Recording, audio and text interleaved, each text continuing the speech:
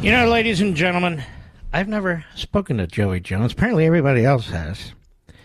But I don't hang out in New York and I don't hang out in Georgia. I hang out in my own little cultural bubble, and I'm very happy in my bubble. But I'm a great admirer of Joey Jones. Great admirer of Joey Jones. And it's a pleasure to have you on the show with me. I mean, you're smart dude. Patriotic as hell. And this book is absolutely fantastic. Unbroken Bonds of Battle, a modern warrior's book on heroism, patriotism, and friendship. And I want to thank you for coming on the program, Joey. It's a pleasure. Thank you so much for having me. I think those kind words should be inscribed on an epitaph somewhere or something. To get that much praise from you is a big deal. Well, it is a big deal, not because of me, but because of you. Now, I want to get into this book a little bit. First of all, you're very humble. You don't like to talk about yourself, but I can tell you the audience does want to know how you got into the military, Afghanistan, your injuries, and so forth. So if you could tell us, that would be very good. No, absolutely. Humble is one word. I don't think I can call myself modest. None of us that put makeup on and get in front of a camera can call ourselves modest, and be honest. But call us transitioning, but that's a whole other story. Yeah, fair enough. But humility is deeper. You know, humility is seeing yourself where you are in other people's lives and caring about that, and not about your self-interest. And so somebody asks, hey, you want to write a book? And the answer is, I'd love to write a book, but it's not necessarily going to be the book you think it is. It's going to be about these people that are amazing, affect my life in such ways. And two people specifically, my friends in high school, Chris and Keith, one of them, the last chapter of the book is about, and the other one's in his chapter. They both had career military dads, and they were a tick closer to white collar than my family was. Chris's dad was a football coach and technology teacher, big conservative, big gun guy. He knew more about guns than anyone I ever met in the Marine Corps. And he was a big influence on us. He had fought in Desert Storm with our local reserve unit. And Chris, his son, always knew he would be in the Marine Corps somehow or another.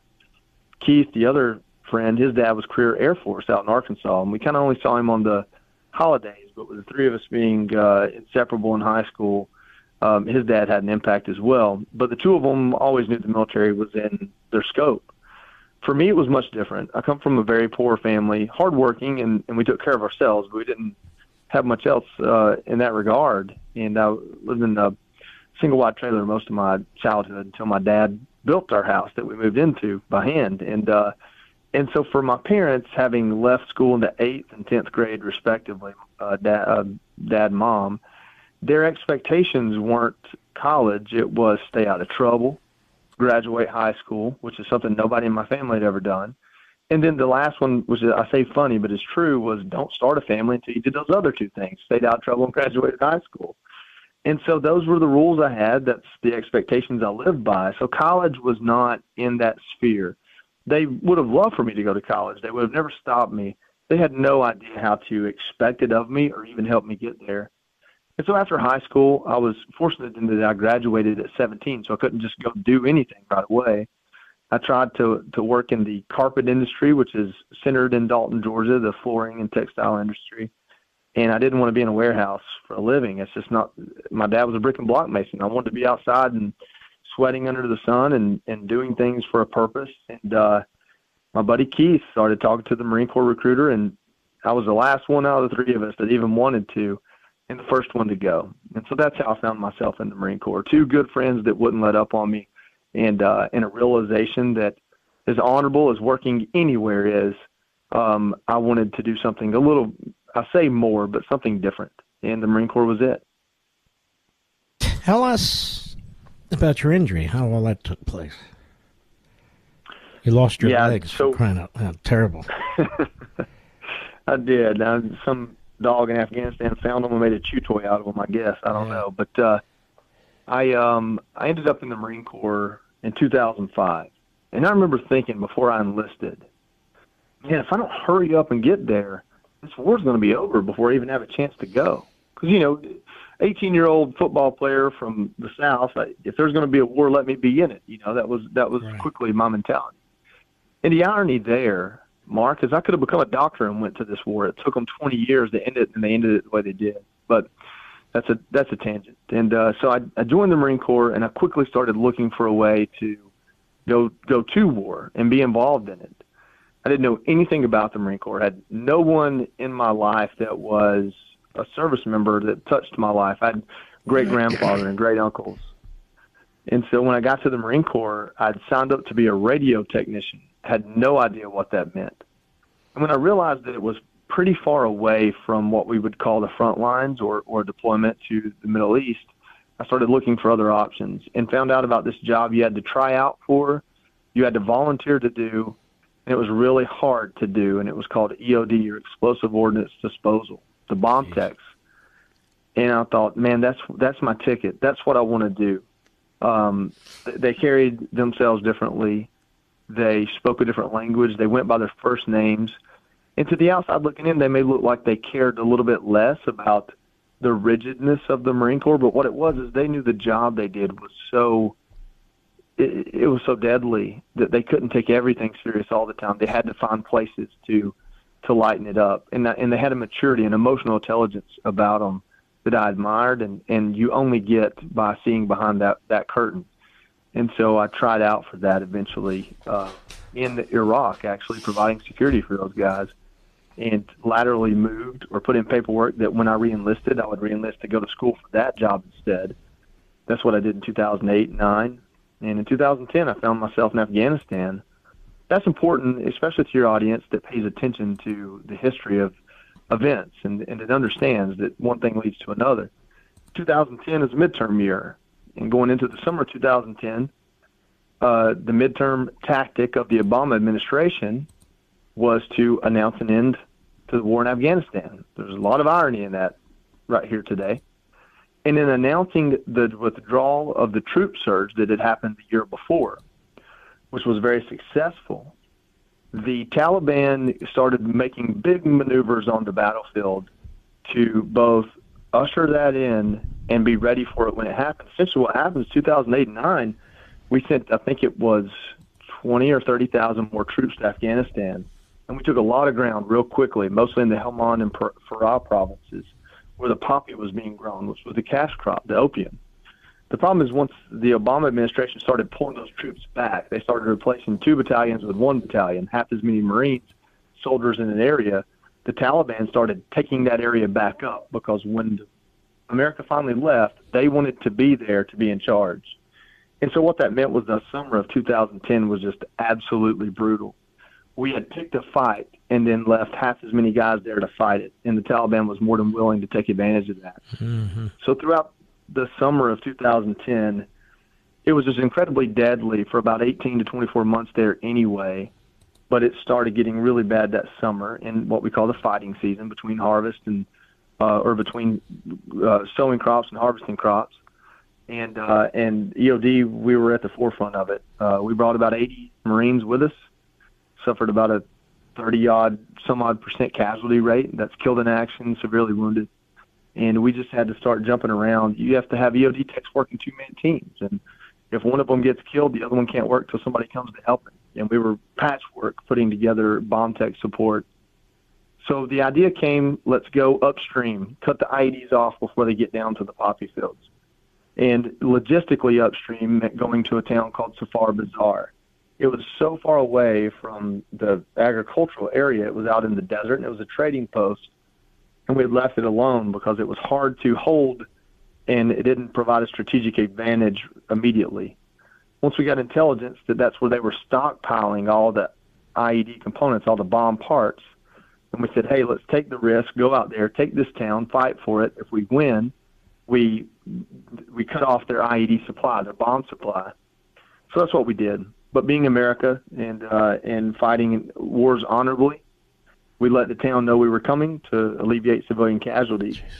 And the result was that the Taliban took all those bomb parts that were stockpiled in storage buildings and made a minefield out of the town. So to give you a perspective on that, we found 207 operable IEDs in 2 square kilometers. And each one of those was taken apart by hand by myself or one of the 5 other EOD techs.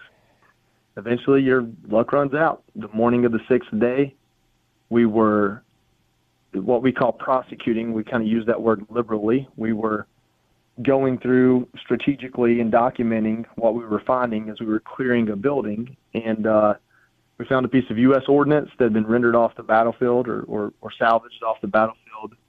My teammate picked it up and moved it. I disagreed with that decision, kind of had an argument with him, walked over to look at it to make sure it wasn't something that would be a hazard to us. And when I did, I stepped on a bomb that was there and we didn't know it. And that's the way war goes. There's a lot of irony in those sequence of events, but that's war. You're a remarkable individual, whether you want to say so openly or not. That is remarkable. Your guts and your courage and picking that particular line of work within the military. And when we come back, Joey Jones, I want to ask you about a couple of your friends. We're not going to have a ton of time, but I want to make the best use of it as we can, because they're the ones you highlight in this book, your buddies. And the book is called, and ladies and gentlemen, by the way, it's all over my social sites, Unbroken Bonds of Battle, Modern Warrior's Book of Heroism, Patriotism, and Friendship. I want to strongly recommend this book to you. It gives you, you know what this book is? It gives you just, as terrible as these things are that occurred, this is the America I remember. This is sort of what you saw on the movie screens with John Wayne, but this is real life, or other movies like that. Joey Jones is the author of Unbroken Bonds of Battle, a Modern Warrior's Book of Heroism, Patriotism, and Friendship. He will be on Life, Liberty, and Levin on Sunday. And the book's been doing very well. It's up Amazon. Now we're going to kick it to the moon once he's on Sunday. Joey Jones, pick out one of your buddies and tell us about him. That's easy to do. I'd love to tell you about a guy named Greg Robluski. The first section of the book is called, it's about three men: Amos Benjamin, Greg Robluski, Danny Ridgway. All three served together. Amos is a Gold Star brother and a Wounded Warrior. His brother Adam served alongside Greg and Danny. But Greg is very special in this book because he's the boss. He was the major in charge. He took almost 100 Marine EOD techs to war, and the truth is he didn't bring them all back alive. And the journey he's been on for the last 10 years with the guilt of that has been remarkable in the best and worst of ways. And his chapter says it in such a raw and honest way. I don't know I've ever read anything, because we go and interview these guys and then transcribe them, and I have to go back and read their words in order to tell you, to fill in the gaps from my perspective and what I think about them. And it took me forever to write his chapter because it's so raw and so emotional. But what you get from it is we are all going to do things in life that we feel like we could have done better, we should have done better. We're going to feel guilt for the outcomes of those things, because ultimately we all have effect on other people's lives. And it takes someone else to point out to us, one, that things aren't always our fault. It's a little bit hubris of us to look at it that way. And two, tomorrow is always an opportunity to make some of it right. And Greg just gives you a testament to that in a way that really nobody else can. The credibility he has, and he's lived it. And he's a mentor and a father figure and a brother to so many of us, and he still is. And to understand why he is there for his Marines to this day and to hear it in his words, everybody needs a little bit of that. Mm-hmm. And what do you want to get across in this book? You just kind of said it, but more broadly with the various individuals you talk about. What do you want to do? You want to tell your fellow Americans really they have something to be very proud about, despite all the negativity out there. You know, if people know who you are and they know who I am, they've heard you should be thankful for the sacrifice for 10, 20 years now, and they believe it. But it's rare they get to understand it, see it, feel it, apply it to their own lives, find gratitude within it. And that's what this book does. These are exceptional life events and actions by regular, ordinary people. These aren't just I lost my legs. I'm a peacock. People see me on TV. They want to know my story. Well, my story is their story. And you're going to read it right there. Folks, we're going to pick up on this story on Life, Liberty, and Levin on Sunday. I hope you'll watch, DVR it. And this book is very, very much worth spreading as far as you can. And I want to thank you, Joey. Look forward to meeting you on TV, my friend. Yes, sir.